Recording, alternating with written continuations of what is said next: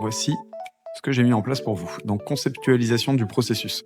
C'est important d'avoir une idée de ce qu'on fait avant de commencer. Se lancer dans une automatisation qui n'a pas d'intérêt ou qui n'a pas été réfléchie, c'est souvent prendre les choses à l'envers et on est obligé de recommencer et de rectifier les problèmes qu'on a fait. Donc ce que j'ai fait, c'est que je vous ai mis tout ça en place. Si on réfléchit bien, ça doit partir d'un formulaire d'inscription. On va utiliser Tally pour ça. Ce sera le déclencheur de l'automatisation. On reviendra sur la partie basse par la suite. Ce formulaire, il va être envoyé dans une base de données. On utilisera Notion pour ça. Une fois que la base de données est remplie, il faut prévenir les utilisateurs que leur participation est bien prise en compte. Et pour ça, on va leur envoyer un mail automatiquement. Et enfin, si jamais c'est facultatif, vous souhaitez avoir un suivi du process, vous pouvez recevoir une notification sur le téléphone ou bien vous envoyer un mail directement. On part d'un formulaire d'inscription, on remplit une base de données, on envoie un mail et on reçoit une notification pour nous. La conceptualisation est faite. Je vous montre simplement comment on fait pour créer des modules. Très simple, pour utiliser Whimsical, vous cliquez sur Diagram Shape ici, ça vous met les formes en place, ou bien vous pouvez sélectionner une autre forme, ici vous avez toutes sortes de formes. Il est également possible de mettre en place directement, si vous êtes sur un processus mind map, d'ajouter des petites choses comme celle-ci, et on peut ajouter divers éléments comme ça, et toujours plus. Ok. Donc Whimsical, je recommande, franchement c'est super utile pour conceptualiser ces idées. On met en place une première chose, et ce qu'on va faire en premier lieu, c'est vous pouvez écrire directement à l'intérieur, formulaire d'inscription. On clique ici, ça ajoute une page suivante, etc. etc. Et que je l'ai déjà fait, on va pas se le taper tout de suite. C'est juste pour vous montrer un petit aperçu de comment c'est fait, c'est extrêmement intuitif, extrêmement simple à prendre en main.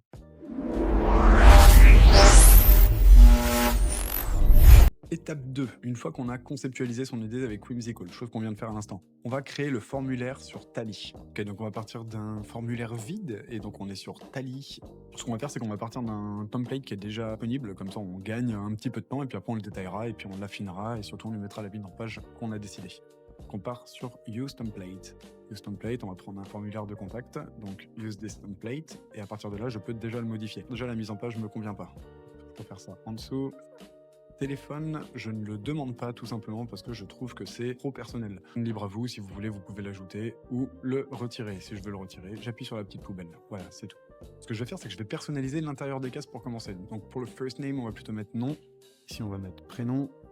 Email, ça correspond. Vérifiez bien ici que c'est le bon format de réponse. Donc si jamais c'est pas le bon format, vous pouvez directement le supprimer et vous cliquez sur le petit plus ici, vous allez hop sur email et vous êtes sûr au moins que ça correspond et qu'on demandera bien l'arrobase en plein milieu pour être sûr que c'est une adresse mail. Je vais vous changer le type de cette façon. Donc on vérifie d'abord le type, savoir si c'est bon. Donc ici vous avez le symbole qui permet de le savoir. Ça c'est pour signaler que c'est du texte et ça c'est pour signaler que c'est bien une adresse mail qui est requise. Lorsque vous voyez une petite étoile qui est sur le côté, ça veut dire que c'est requis. On est obligé de le remplir pour finaliser le formulaire.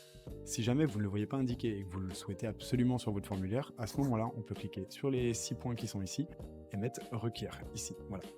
On le coche ou on le décoche et ça permet d'enlever ou d'ajouter la petite étoile pour que le formulaire soit vraiment obligatoire. Et il nous faudra également l'URL du site qui est demandé. Donc, on va ajouter une petite case ici et on va mettre URL. Link. Link pour lien. Insérer, donc là c'est ce petit symbole là, on sait que c'est bon. Donc pour ajouter un petit peu de contexte à tout ce formulaire, en misant sur celui qui comprendrait le moins plutôt que sur celui qui est déjà expérimenté et qui sait comment ça fonctionne, donc on va détailler au maximum chaque partie. Je le déplace à la bonne place, ici, et j'en mets un deuxième en dessous pour détailler tout ça. Une fois que chaque encart est placé, il n'y a plus qu'à les modifier. Requis, obligatoire. On a fini de mettre de petites explications à chaque fois, donc tu n'as qu'à remplir ce formulaire une seule fois et c'est parti, j'y allais. Donc on va ajouter un petit logo. Ce logo, ce sera ma photo. Hop, la photo. Sachant que mon avatar est en violet, on va mettre le site en violet également. Donc ici, il y a plusieurs propositions qui s'affichent. Vous pouvez changer la couleur directement ici.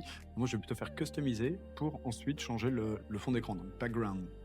Background, je vais le mettre en violet. Ouh, comment c'est moche. C'est beaucoup mieux. Ensuite, on peut changer donc les boutons, la couleur des boutons. Ouf. La couleur du texte, là je peux écrire en blanc. Résultat final dans un instant.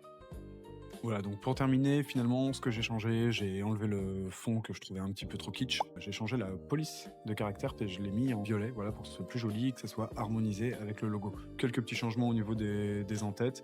Et voilà, le formulaire est prêt, il n'y reste plus qu'à le publier. Pour ça, vous cliquez sur le bouton Publish. Pour le coup, je l'ai déjà fait, mais vous cliquez sur le bouton Publish. Et c'est terminé. Une fois que c'est fait, vous allez arriver sur quelque chose comme ça. Donc là, on a tous les participants. Et on va pouvoir faire copier le lien. Et le lien, vous le partagez. On va essayer tout de suite. On ouvre un nouvel onglet. On le colle, CTRL V. Hop. et j'arrive directement sur le concours. Là, si je le remplis, ça devrait fonctionner. Donc moi, je vais certainement le récupérer dans ma base de données, hein, qui sera ici, pardon. Voilà, donc vous serez affiché ici. Mais pour l'exploiter derrière, c'est difficile. Donc ce qu'on va faire, c'est on a préparé le formulaire, on va lancer l'automatisation en place pour que tout se fasse tout seul. Étape 3, il va falloir créer la base de données. Et pour ça, on va s'organiser sur Notion. Donc Notion, qu'est-ce que c'est? On va appeler ça une super application qui vous permet de mettre en place des tables, des bases de données. On peut rentrer des pages dans des pages, dans des pages, dans des pages. Donc on va donc créer sa base de données Notion. Donc on clique sur le lien, on arrive sur Notion. Donc là, on est dans la base de données. Je vous mettrai à jour également le template pour pas que vous ayez à le faire. Mais en gros, ça ressemble à une table comme ça. Nom, prénom, email, URL et texte. Le texte étant pour le descriptif. L'URL, le site internet de chaque participant. L'email pour que je puisse communiquer avec eux. Nom, prénom, juste pour les identifier. Vous pouvez changer le nom ici si vous voulez. Hop. Et vous mettez ce que vous voulez. Vous pouvez également changer la propriété. Vous cliquez dessus, vous faites Edit propriété. Et là, vous pouvez changer le type. Si vous préférez que ça soit une sélection multiple, un grand texte, un URL, un fichier média, etc. Maintenant que c'est fait, on passe à la 4e étape.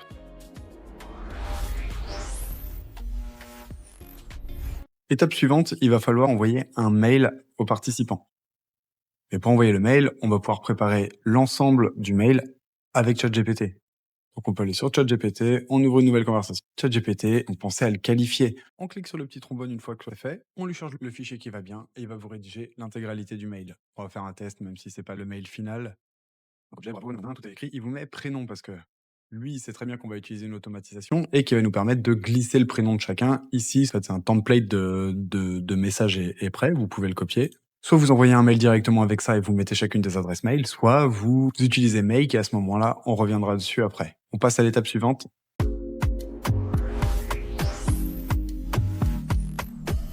5e étape, on va tout automatiser avec Make. C'est comme si on voulait lier ChatGPT à sa boîte mail et qu'au milieu des deux, on mettait Make pour faire la connexion entre eux. On va essayer tout de suite. Alors pour Make, je vous ai mis en place tout le scénario que nous allons employer. Donc voilà, ici vous avez directement un imprimé écran de ce qui se passe. N'oubliez pas que dans mes ressources, il y a un GPTs appelé spécialiste Make que vous pouvez utiliser. Vous le transmettez ceci, un imprimé écran de cela et il pourra vous refaire l'intégralité du scénario et vous guider en chacune des constructions de chaque module. Okay. Donc vous aurez le petit blueprint, je vous ai également ajouté l'explication de comment l'exporter directement sur Make. Passer par Make, c'est un peu inclure chacune des applications qu'on a l'habitude d'utiliser, sachant qu'il y a une bibliothèque d'applications qui est gigantesque et nous permettra justement de lier toutes les applications, le lien entre toutes. Nous voici sur le schéma d'automatisation qu'on appelle aussi un scénario. Donc on va reprendre point par point, module par module. Chaque ronde est appelé un module.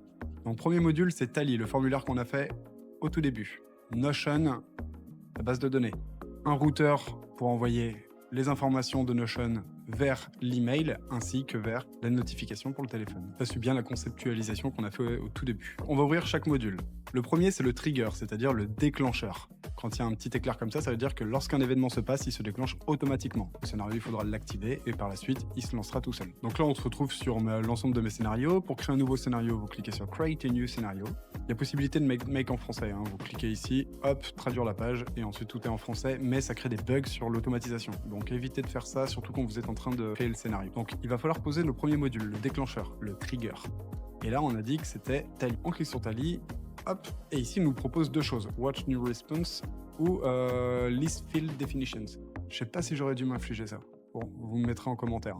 On va cliquer sur la première proposition tout simplement parce que ce module va repérer lorsqu'un nouveau formulaire va être rempli. Choose Hook. Ok, donc on va faire Add My Tally Collection. Donc moi, je l'avais déjà fait. Vous, sinon, vous ferez une nouvelle connexion. Il n'y a pas de souci, ça se fait tout seul. C'est facile.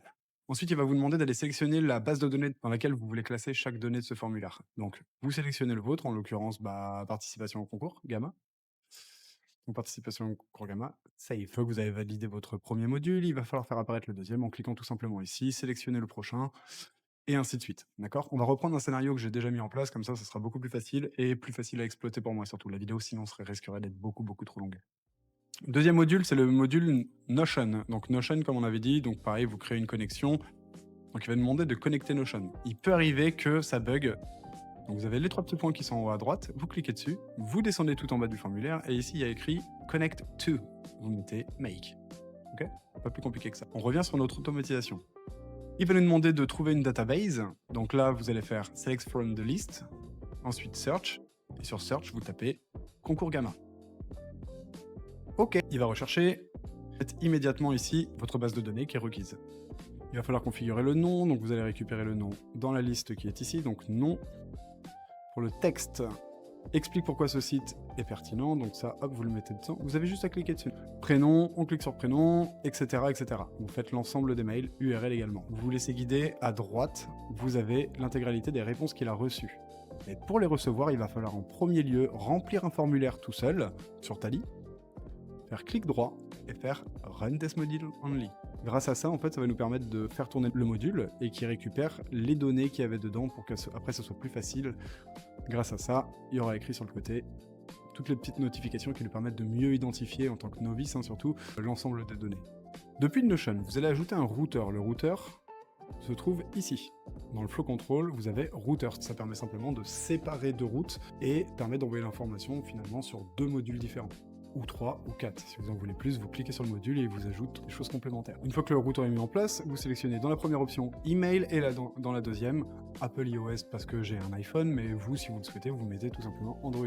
Je vais quand même passer en abrégé, on n'est pas sur un cours Make, donc je ne rentrerai pas forcément dans ce détail. Allez utiliser mon GPT qui est dans les ressources avec des imprimés écran, donc vous le collez dans le chat GPT et de là il va vous guider pas à pas pour vous dire exactement quoi faire. Donc c'est pour ça que je vais passer rapidement. Vous avez juste à aller chercher le GPT qui est dans les ressources. Donc pour détailler rapidement ce dernier petit module, on a mis l'email, on a mis l'objet de l'email et ensuite on a ajouté l'ensemble du corps du texte qu'on avait généré avec ChatGPT. Ici, tout à l'heure, je vous ai dit que ChatGPT, il avait anticipé le fait qu'on mettrait un prénom. Et bien tout simplement parce que j'ai effacé ce qu'il avait mis et j'ai cliqué là et j'ai rajouté la donnée prénom qui se trouve juste ici. D'accord, donc je clique dessus et hop, ça me l'ajoute.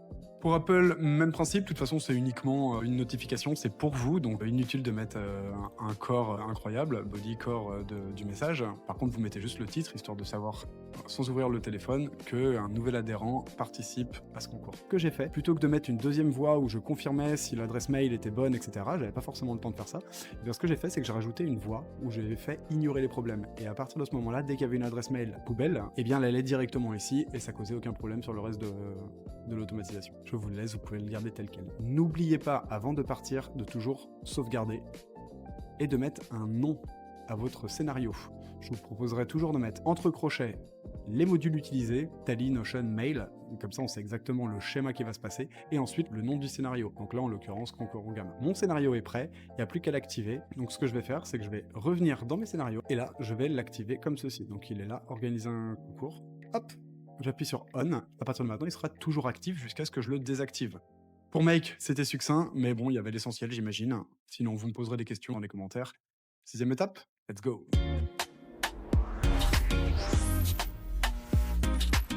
Il va falloir créer un Google Form pour que les gens puissent voter. On est sur un concours ou même sur un vote, si vous organisez ça différemment. Et il va falloir que les gens puissent répondre. Donc je vous montre comment moi je l'ai fait. Donc là on part sur un formulaire direct. On arrive, il va falloir mettre le nom. Donc ici on va pouvoir mettre Concours Gamma. Option 1, eh bien c'était site numéro 1, etc. Pour ajouter autant d'options que vous le souhaitez. Si vous voulez lier une petite image, vous cliquez sur l'icône qui se trouve juste ici, hop, et ça vous permet d'importer une image directement sur votre Google Form. Pour ce qui est des deux votes, donc, on va cliquer sur la petite flèche qui est ici et on va sélectionner Checkbox. Vous pourrez penser que choix multiple, c'est préférable. Eh bien non, lorsqu'on veut limiter à 2 voix et pas le laisser à un nombre d'options illimité, eh bien on va partir sur une checkbox. On clique sur la checkbox. Ici vous avez 3 petits points pour avoir plus d'options. Vous mettez validation de la réponse. On clique dessus, le minimum 2 et c'est tout. Vous pouvez ajouter une description ici. Pour aller consulter les différents votes, vous cliquez juste au-dessus sur réponse et là ça vous permet de visualiser ceux qui ont participé ou non. Ce qu'on va faire, c'est qu'on va reprendre celui que j'avais créé. Donc on arrive ici. Vous voyez, j'ai mis vote concours Gamma, site vitrine de fou, etc. C'est bien sûr ChatGPT, mon assistant numéro 1, qui a rempli l'intégralité de la description. J'ai juste fait un imprimé écran, je lui ai partagé, je lui ai dit remplis-moi cet encart s'il te plaît, clac clac il l'a fait, il connaissait déjà le contexte, donc c'était plus facile pour lui. On peut toujours personnaliser le descriptif avec la petite barre d'outils qui est ici, ou ajouter des éléments sur la barre de droite. Ici vous allez mettre chacune des options, donc là vous voyez c'est les différentes options qui m'ont été proposées. Désormais il vous reste plus qu'à l'envoyer, vous cliquez sur Send, et il va vous demander à qui voulez-vous les envoyer, et bien vous retournez dans votre base de données, vous récupérez toutes les adresses mail et vous les positionnez ici. Vous envoyez et ils peuvent venir voter directement. Mission accomplie. Ouais, nos codeurs, c'est ainsi que s'achève cette vidéo, j'espère que ça vous aura plu. J'ai passé énormément de temps à vous rédiger toute la fiche technique que vous retrouverez dans mes ressources, ressources entièrement gratuites.